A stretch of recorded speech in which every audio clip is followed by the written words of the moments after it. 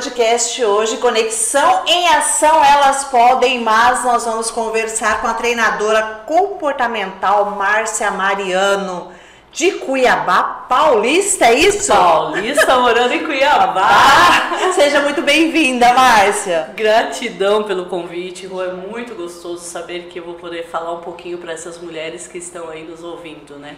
Trazer um gostinho de poder aí, vamos dizer assim. Então, e a gente vai começar reinventando-se. Como é que é isso? Explica para nós um pouquinho, Márcia. Um dos nossos portfólios é a palestra Reinventando-se, a arte de transformar sonhos em realidade. Mas espera aí, reinventar, o que é isso? E a gente é o mesmo que transformar? O mesmo que transformar, mas de uma forma diferente. Porque, por exemplo, eu tenho uma TV na minha casa, aquela TV antiga de tubo. Eu não deixei de ter essa TV. Ela se reinventou. Ela passou a ser o quê? Uma tela fininha. Então, quando a gente fala do processo de se reinventar, é buscar aquilo que você já tem, aquilo que você já conhece e aprimorar esse conhecimento. Para que aí você identifique onde você está, o que você quer e onde você quer chegar. E a gente vai começar então falando dessa arte de transformar sonhos em realidade. Você tem uma história que começou há 7 anos de transformação. E aí a gente vai colocar eu vou pedir para a produção colocar uma foto aqui. Ela me perguntou, gente, você conhece essa mulher? Eu falei, não. Você conhece? Não. Já viu. Já passou por Pontes Lacerda. E realmente, quando foi que caiu a ficha dessa foto até hoje, Márcia? Vamos lá, vamos voltar rapidinho no tempo aí. Eu casei muito jovem, Rô. Eu casei com 16 anos. Eu já venho de uma família muito tradicional, onde o papai falava assim, olha, se você quiser sair de casa, você tem que casar. E aí a questão de liberdade, eu casei. Casei realmente muito cedo. Casei com 16 anos, 16 para 17 anos. Casei com um médico. Tive uma grande oportunidade de trabalhar dentro de um hospital, dentro do Albert Einstein. Aprendi. Você tem formação de enfermeira, é isso? Eu sou uma enfermeira, pós-graduada dentro do Albert Einstein, especificamente em UTI neonatal.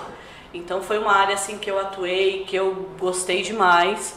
Mas essa minha jornada, esse meu casamento, esse ato de casar, não porque realmente você quer, mas porque eu preciso sair de casa e adquirir a minha liberdade, ele custou um preço muito caro para mim.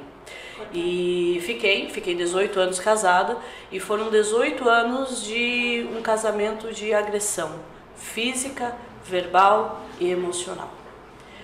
E nessa minha jornada, nesse meu casamento, eu fui esquecendo da minha essência. Quem era a Márcia? Qual era o papel da Márcia? Qual era o propósito da Márcia? Aquela menina alegre que tinha inúmeros sonhos, de repente os sonhos dela foram canalizados para ajudar outras pessoas. Pensar na vida das outras pessoas, não na vida dela. E aí vem cuidar da casa, cuidar dos filhos, cuidar do negócio. E eu fui me perdendo nessa jornada. Ao ponto de me perder, tá? E eu falo assim, embarga minha voz, não porque eu sinto por isso, mas porque é muito forte. De você chegar num ponto de você não ver solução, de você não ver alternativa, de você realmente olhar para você assim, agora, meu Deus, o que eu faço? Pegar um carro, ir numa rodovia e bater de frente com um caminhão para acabar com a minha vida, porque eu não quero mais viver essa vida de sofrimento. E aí eu abro um parênteses, Rô. O que acontece? Às vezes as pessoas acreditam que a agressão física ela só acontece com as famílias pobres. Não. A agressão física acontece em todas as classes, em todas as idades. E isso estava acontecendo comigo. Eu tinha uma boa casa, maravilhosa, eu tinha os meus carros na garagem, eu tinha uma situação financeira muito boa, casada com um dos melhores médicos da região, eu tinha tudo, filhas perfeitas, mas eu não era feliz. Eu estava pagando um preço muito caro por aquilo. E aí foi nesse processo de entender a minha evolução, de entender realmente o que eu queria para a minha vida, depois de ficar 15 dias dentro de uma UTI, entre a vida ou a morte, com fraturas, a minha lombar, eu praticamente tive esmagamento da minha lombar. E agora, o que eu vou fazer? E aí não é só isso. O fato de você estar na UTI, algumas pessoas acham assim, ela está na UTI, ela está lá, não ouve nada, não vê nada, não está sentindo. Não. Existem casos que a pessoa está ouvindo tudo. E foi o meu caso. De pessoas, inclusive os meus próprios pais, entraram na UTI e olhar para mim assim, o que ela está pensando da vida? Essa egoísta? Ela tem tudo. Se ela tem tudo, por que ela está fazendo isso? Só que eu não tinha tudo. Eu não tinha um amor próprio. Eu não tinha felicidade. Eu não tinha prazer de viver. Eu não tinha forças para sair da cama para brincar com as minhas filhas. Das minhas filhas chamavam, mãe, vamos pro parque. Eu não consegui. E eu não falo só questão de peso, porque sim, eu engordei muito. Eu cheguei a 96 quilos. Só que esses 96 quilos que eu estava pesando era o fardo que eu estava levando nas costas. Um fardo doído, onde veio diabetes, onde veio endometriose, onde vem depressão, onde vem medicamentos e é onde eu for morrendo gradativamente. Voltando à sua pergunta, mas e daí, Márcia, quando teve esse insight? Quando eu olhei para mim, quando eu olhei para as minhas 2 filhas adolescentes e um dia a minha mais velha pega a caçula e esconde no banheiro para que não veja o pai bater na mãe. E ali eu tive uma iluminação, eu fico arrepiada de lembrar, eu tive uma iluminação e falei assim, não, eu não posso querer isso, deixar isso acontecendo, que as minhas filhas também vão passar por isso. E aí foi essa a virada de chave. Não foi uma história fácil, assim, as pessoas, vai para o divórcio, arruma um bom advogado, aí recebe uma pensão, etc e tal. Não foi assim. A partir do momento que eu tomei a decisão de romper o meu casamento, eu perdi tudo, tudo. E eu não tenho vergonha de dizer que eu vim para o Mato Grosso com a roupa do corpo. Deixei as minhas filhas, perdi a guarda das minhas filhas, porque tem essa regra aí, abandono de lar. Mas se eu estivesse dentro do meu lar, eu tinha morrido. Eu não estaria aqui hoje em Pontes Lacerda, falando para essas mulheres que estão ouvindo. Então, realmente, foi uma jornada difícil. Quando a gente fala cortar da própria pele, é isso. Eu falo assim, era como se eu estivesse passando um bisturi, abrindo e tirando esse câncer que estava me fazendo mal.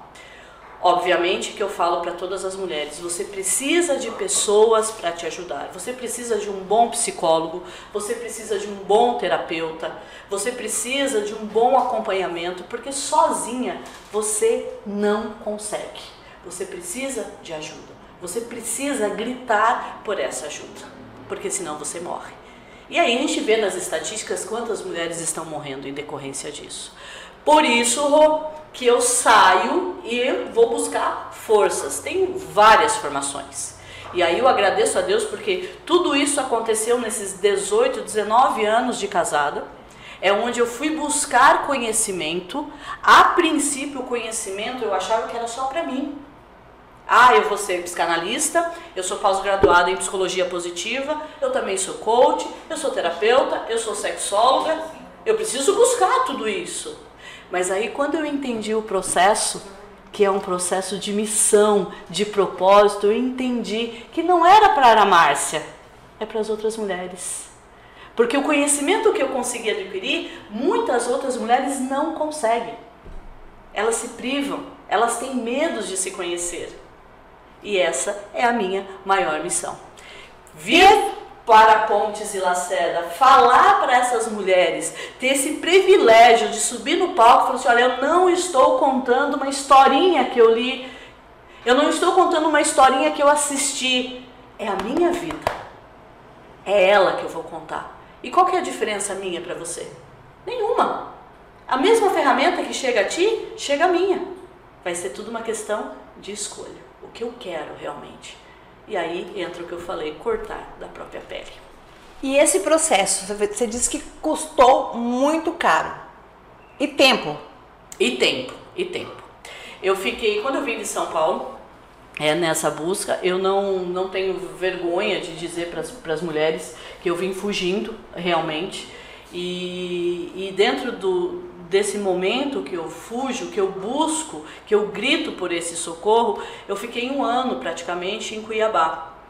Esse ano que eu fiquei em Cuiabá, eu fiquei com o meu sócio, Diego Hurtado, com a família dele, morando depois num espaço pequenininho dentro da nossa empresa, tipo assim, sabe, um quartinho ali, que você dormir no chão, sendo uma ex-esposa de médico, que tinha tudo do bom e do melhor?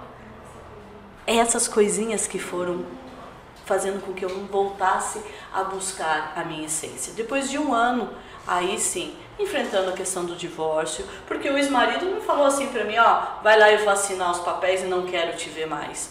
Foram chantagens e mais chantagens. Chantagens essas que eu perdi a guarda das minhas filhas, receitas, diagnósticos que eu tinha insanidade mental e que eu não podia cuidar das minhas filhas. Você está entendendo? De receber ligação das minhas filhas chorando, mamãe, a gente está com saudade. Do meu sócio, o Diego, esconder a chave do carro, esconder meus documentos para que eu não voltasse atrás. Porque quando a gente tem uma crença ali que está enraizada e você olha assim, peraí, eu não vou conseguir, eu sou uma incapaz. Você ouve isso a vida inteira, 18 anos você ouvindo que você é incapaz, que você não consegue, que você não tem jeito. O que acontece com você? Você passa a acreditar. E aí eu olhava para aquilo e disse, não, eu vou voltar. Você sentiu essa vontade? Muitas vezes. São minhas filhas, imagina você, Rô. É sua filha chorando para você no telefone, mamãe, eu tô com saudade. Mamãe, vem para casa. E é no mesmo momento que as minhas filhas falam isso, elas falavam o seguinte, mãe, não volta. Porque se você voltar, nós não sabemos o que o papai vai fazer com você. Você sabe o tormento mental de você colocar a cabeça no travesseiro e você se arrepender? O meu pai, que é o meu herói, ele ficou um ano sem falar comigo porque ele não aceitava o divórcio. A igreja virou as costas. Você está entendendo o que é? Não é um processo fácil. Depois do segundo ano, consegui que com uma ação judicial, consegui que as minhas filhas viessem para o Mato Grosso comigo. E aí foi todo um segundo trabalho difícil, porque são duas filhas de médico, que nasceram num berço de ouro, que tem motorista particular, que tem professor particular, tem aula de piano na casa. E daí? Mãe, para onde nós viemos? Hoje eu sou apaixonada por esse estado. Hoje eu me sinto assim na minha casa. Mas para as minhas filhas foi difícil chegar em Cuiabá. Uma realidade totalmente diferente. Totalmente diferente. E aí foi ouvir das minhas filhas naquele momento de briga de adolescente, de ela olhar para mim e falar assim, mamãe, eu não fiz essa escolha. Foi você que escolheu. Eu não quero estar aqui. Eu odeio essa cidade. Você imaginou a situação? Hoje, graças a Deus, ambas estudam lá. Uma está cursando jornalismo, inclusive. Olha, que bacana. Já está estagiando numa empresa ótima, excelente lá em Cuiabá. A outra está fazendo arquitetura. Então, graças a Deus, as coisas se encaixaram. Fácil não é e nunca será. E aí a Márcia se reinventou e falou assim, eu tenho uma missão. Justamente, Rô. E aí você traz essa força para mostrar para as mulheres e como você trabalha isso com as mulheres, Márcia. Bom, o primeiro ponto é entender o que essa mulher está passando, quais são as crenças. A gente trabalha muito com a questão de descascar cebola. Eu não posso chegar e dar simplesmente, ó, toma esse analgésico aqui que você vai ficar bem. Eu não posso. Eu preciso fazer todo um diagnóstico e entender o que está acontecendo. Então eu converso com essa mulher. Um atendimento comigo, ele demora mais ou menos assim, um chute, 2h30 a 3 horas.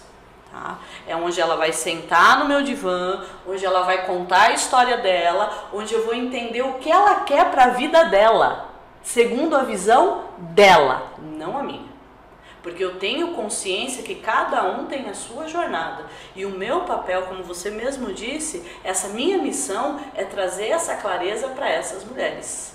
Trabalhei, eu vou identificar o que ela precisa. Ela precisa de um terapeuta? Então vamos fazer as terapias. Ela precisa de um coach? Vamos com as ferramentas de um coach. Ela precisa só de psicanálise? Vamos com a ferramenta da psicanálise. Ela precisa de repente de coisas que a motive na questão sexual. Vamos com uma sexóloga. Tá entendendo? E aí eu até brinco com as pessoas que eu acabo abrindo o meu leque, abrindo a minha gaveta. Assim, peraí, qual ferramenta, qual carta que eu vou tirar a partir de agora? Qual que é a ferramenta que eu vou utilizar com você, Rô? Então, esse é um trabalho. Por isso que eu tomo muito cuidado, né, em falar, a Márcia é terapeuta, a Márcia é isso, a Márcia é aquilo. Não, calma, gente. Eu sou uma pessoa como qualquer outra pessoa, só que a minha missão é ajudar você. A questão hoje a gente fala muito do empoderamento feminino. Qual que é a sua visão a respeito disso, Márcia? A gente tem que tomar muito cuidado nessa questão de empoderamento feminino, porque o que é realmente o feminino? Porque assim, ser uma mulher forte, uma mulher que não demonstra fraqueza, uma mulher que cuida da casa, uma mulher que leva filhos ao colégio, uma mulher que cuida do marido, que faz sexo, que aquilo, para mim isso não é empoderamento.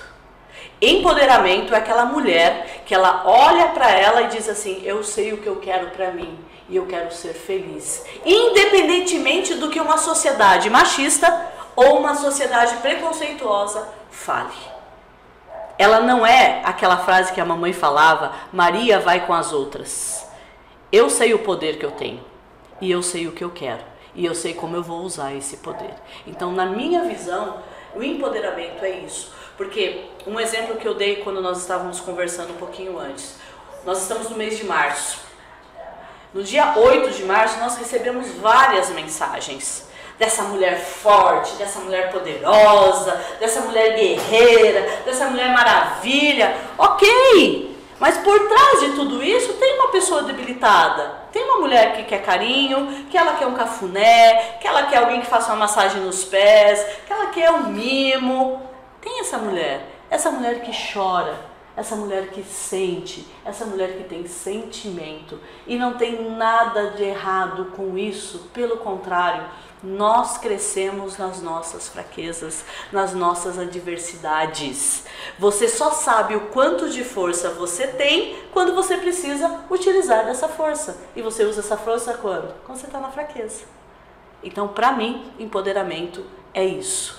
Tá? Porque quando eu estava casada, sofrendo agressão, eu estava empoderada. A cuidar das minhas filhas, a cuidar da casa, a cuidar do marido. Você está entendendo? Então, para mim, empoderamento é essa amplitude de ver as coisas, de entender o que realmente está acontecendo. Não ir na vibe nas ondinhas, né? Na sua opinião, Márcia, a gente, né, nós mulheres, tem lutado aí para conseguirmos um espaço, né?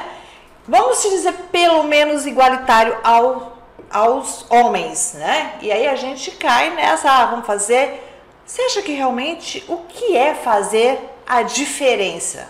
Porque assim, às vezes você vai pegar uma liderança de uma empresa, né? A gente vê muito isso, mas chega lá, a gente vê fazendo as mesmas coisas que os homens. Como é que você enxerga isso? Vamos lá. Vamos ver se eu vou conseguir trazer o meu ponto de visão, que às vezes eu não vou conseguir agradar a todos. Mas a gente precisa entender que mulher é mulher e homem é homem. Tá? Eu não posso querer de forma nenhuma me igualar a um homem ao que ele faz. Da mesma forma, um homem para com uma mulher. Então, dentro de uma empresa, é óbvio que uma mulher tem uma visão dentro da empresa. A mulher é mais detalhista, a mulher é mãe, a mulher, ela tem esse ato de cuidar, ela tem uma amplitude na visão dela, coisa que o homem não tem. Só que quando a gente vai estudar, a gente vê que essa questão de machismo, ela já vem lá dos primórdios. A gente já pega assim, não estou falando de religião, mas a gente pega o fato, por que Deus criou primeiro Adão e não criou primeiro a mulher? Você está entendendo? Então já é lá atrás. E o fato de ser algo lá atrás, arcaico, vamos dizer assim, isso vem vindo. Sempre o homem vai ter uma postura. Por isso que o homem tem mais força.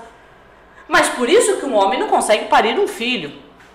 Você está entendendo? Então assim, cada um no seu quadrado. Eu sou o tipo de pessoa que penso dessa forma. Ah, mas Márcia, na empresa, às vezes o homem faz a mesma coisa que a mulher e vice-versa, ambos ganham a mesma coisa. Mas isso não é questão de ser homem ou mulher, isso é questão de um piso salarial, que infelizmente isso acontece. Então não é a questão desse ambiente pensar dessa forma. Existe algo além, que às vezes nós mulheres não vamos conseguir resolver isso daí.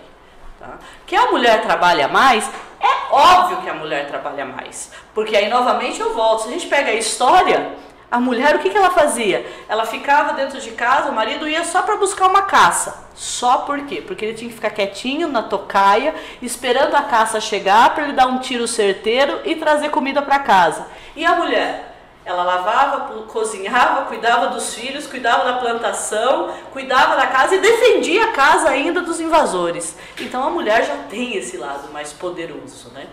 Na sua opinião, o que é essa igualdade que as mulheres tanto buscam? Eu acho que essa igualdade, a gente chegou num nível assim que, como que eu posso dizer pra você? A gente precisa brigar por alguma coisa. E a gente quer ser considerado igual a um homem, só que não vai acontecer. A gente nunca vai ser tratada igual. Porque existe, e isso eu vou abrir o meu coração, um ponto de vista meu, me critiquem depois nas minhas redes sociais, sinto-se à vontade em criticar, mas nunca vai conseguir essa igualdade. E às vezes a gente percebe que existe um grande preconceito das próprias mulheres. Existem muitas mulheres mais machistas que muitos homens. Então, essa tomada de consciência, talvez, Rô, ela vai começar a vir nas nossas próximas gerações. Que a gente está preparando, porque existe, lembra que eu falei lá atrás a questão das nossas crenças? A gente carrega muitas crenças. E essas crenças nos impedem ainda de ver as coisas de uma forma diferente. Então sempre vai ter essa briga, essa questão, eu tenho mais poder do que você, eu mereço mais do que você. E se a gente sai desse âmbito na questão de mulher e homem, a gente entra em outros, na questão da política, da sociedade em si, ela sempre está brigando por alguma coisa, defendendo o que é seu. Senão, nós teríamos uma única igreja, nós teríamos um único partido político, nós teríamos... Você está entendendo? Seria tão fácil. Falando nisso, da seguinte forma, a gente fala sempre, né, em reuniões que mulher não apoia mulheres, né? A gente quer essa igualdade, quer ser, né, melhor do que os homens ou iguais a eles, né, tanto no âmbito profissional, enfim. Mas a gente não busca essa igualdade. Essa é a sua opinião também? Porque assim, na política, vamos supor, na política, tem lá, né, as cotas. Uhum. Daí tem, mas não conseguem firmar porque mulher não vota em mulher. Nas empresas, quando você vai contratar, geralmente contratam um homem prefere do que uma mulher. Como é que você entende isso? Bom, vamos lá. Primeiro ponto. A mulher, ela sai de manhã de casa, ela não sai pensando que ela está bonita pra ela. Tá errado? Tá errado. Por quê? Ela tá pensando que eu vou me arrumar pra ficar bonita, pra concorrer com uma outra mulher. Não, ela tem que estar bonita pra ela. Pra ela. Ela não tem que viver essa competição. Aí ela entra nas redes sociais, ela tá assistindo uma novela ou coisa assim, e de repente ela vê aquele modelo de cabelo, aquela roupa, eu preciso usar porque a minha vizinha tá usando. Você tá entendendo o que eu tô falando pra você? Então quando a mulher, ela realmente, ela sabe o que ela quer, ela assume essa identidade, ela não faz pelas outras pessoas, ela faz somente por ela, tá? Aí respondendo a sua segunda pergunta, é certo ou errado? Lembra que eu falei que nós temos crenças, nós carregamos crenças? A mulher, ela já vem de um sistema de autoridade dentro de casa. Quem manda em casa? É o pai. Quem sabe das coisas? É o pai. Quem paga as contas? É o pai. Quem que vai cuidar do mundo? Quem que vai ser o político que vai cuidar certinho? É um homem, é um sexo masculino. Então isso é uma crença que é trabalhado na sociedade. Porque o homem tem esse poder e, consequentemente, a mulher que já tem essa sugestão. E aí a gente entra na neurociência, que fala muito desse padrão inconsciente, já está inconsciente na cabeça dela. Porque ela compete com outra mulher. Por que eu vou colocar outra mulher lá se eu estou competindo com a beleza dela, com o silicone dela, com o cabelo dela? Então não. Então eu vou colocar um homem. Por quê? Porque isso foi plantado na cabeça delas. Vai levar algum tempo para mudar. Justamente. Por isso que eu falo, o título da palestra é reinventar-se. Você não deixa de acreditar. Você não deixa de lado. Você não muda da água para o vinho. Você entende o que você tem e em cima do que você tem, você começa a alterar o seu padrão de pensamento. Isso é neurociência. Como mudar as crenças, Márcia? Você só muda uma crença a partir do momento que você conhece essa crença e identifica o que essa crença está te fazendo. Porque quando a gente fala de crença, às vezes as pessoas falam, todas as crenças são ruins? Não, existem crenças boas. Eu, no meu processo, na minha jornada de vida, eu comecei a ter uma nova crença. Qual que é a crença? Eu posso, eu consigo, eu faço, eu quero ser uma mulher diferente. Essa foi a crença que me empoderou, que fez sentido para mim. Então, quando a gente quer fazer essa transição de crenças, eu preciso entender, essa crença ela está me ajudando a chegar no meu objetivo final ou ela está impedindo de que eu chegue onde realmente eu quero chegar? Aí sim, identifiquei, agora eu vou tratar. Você está entendendo? Você não vai ao médico e você entra lá, o médico olha para você e fala assim, eu tô com dor de cabeça, ele já passa o primeiro remédio para você. Não, ele vai fazer o quê? Ele vai fazer perguntas, ele vai identificar, mas essa dor de cabeça, ela é frontal, ela é mais na região da nuca, ela é temporal, como que é? Para poder dar um medicamento assertivo. Isso acontece com as crenças. Na sua opinião, quando você tem um objetivo, uma missão, você tem sempre, em qualquer momento, tem que pagar o preço, é isso? Eu não diria que pagar o preço. Quando você tem um propósito, quando você tem uma missão muito forte, você tem um caminho a seguir. E quando você caminha por esse caminho, obviamente, vai ter obstáculos, vai ter buraco, vai ter desvios, são as consequências, mas você sabe o que você quer. Por isso que quando a gente fala nesse padrão de se reinventar, é saber especificamente o que você quer na sua jornada de vida. Porque mesmo que venham os momentos de fraqueza que nós estávamos falando anteriormente, que a mulher cai, não quer dizer que ela vai desistir. Cair é uma coisa, desistir é outra. Então, realmente, cortar da própria pele. Por isso que você tem que saber o que você quer. Porque se você fica na corda bamba, quando cair, eu não consigo mais, eu vou desistir, é muito difícil.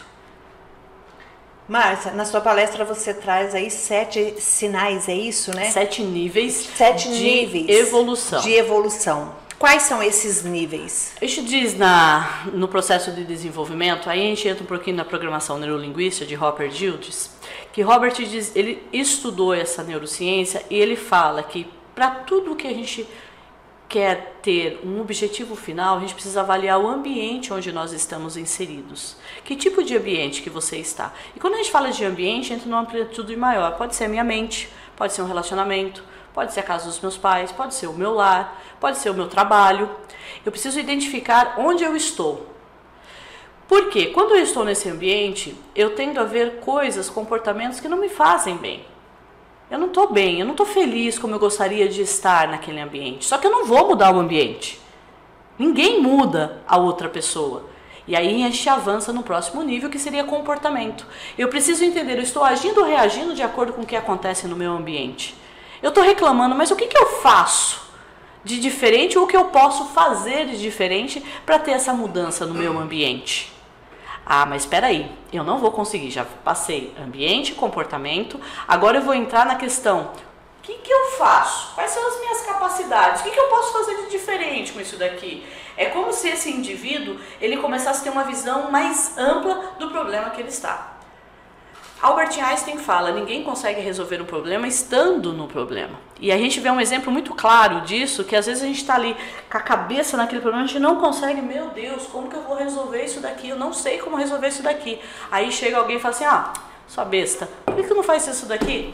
Aí a pessoa, meu Deus, como que eu não pensei nisso antes? E isso é um exemplo claro de ambiente. Então eu estou no ambiente, eu não mudo, eu preciso rever os meus comportamentos. Quando eu vou rever os meus comportamentos, eu preciso buscar quais são as capacidades e habilidades que eu tenho aqui dentro para que eu possa ter um plano estratégico para fazer essa alteração do meu comportamento. Porque quem que está sofrendo no ambiente? É o outro? Não, sou eu. Eu que preciso ver as minhas ações. E aí eu começo a traçar um plano daquilo que eu quero. Passado a isso, entendendo esse plano estratégico, a gente entra no outro nível, que é a questão de crenças. O que eu acredito sobre isso? O que eu posso mudar sobre isso? O que eu carrego que é tão difícil? E a gente vê inúmeros exemplos de crenças. Vou até trazer um exemplo que me veio à mente aqui.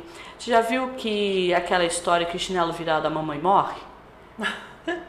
Já. Você desvira o seu chinelo? Não. Não? Você não desvira chinelo? De vez em quando, né? Você pega...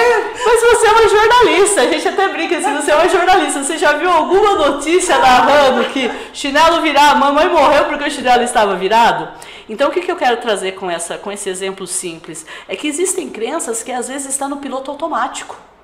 E esse processo evolutivo, avaliando o meu ambiente, o meu comportamento, sabendo o que eu posso fazer, quais são as crenças que me limitam, eu começo a conhecer quem eu sou, porque eu estou aqui. É como se fosse transcendental, é como se eu passasse de um outro nível e começasse a olhar, olha, agora eu estou olhando para a Márcia, agora eu estou olhando para a Rô.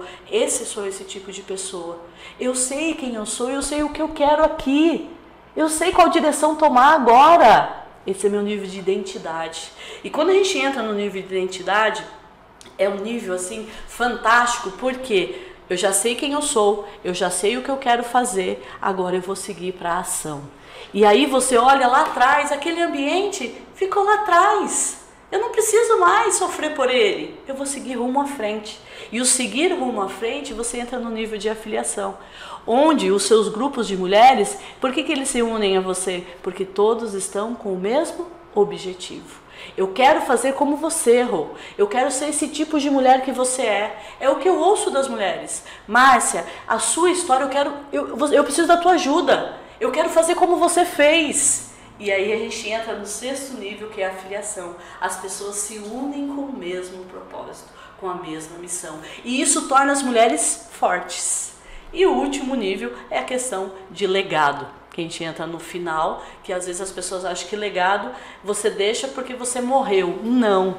Legado não é aquilo que no dia 2 de novembro você vai no cemitério e vê nas lápides dos túmulos. Aqui jaz uma mãe que foi muito esforçada e dedicada aos filhos. Não.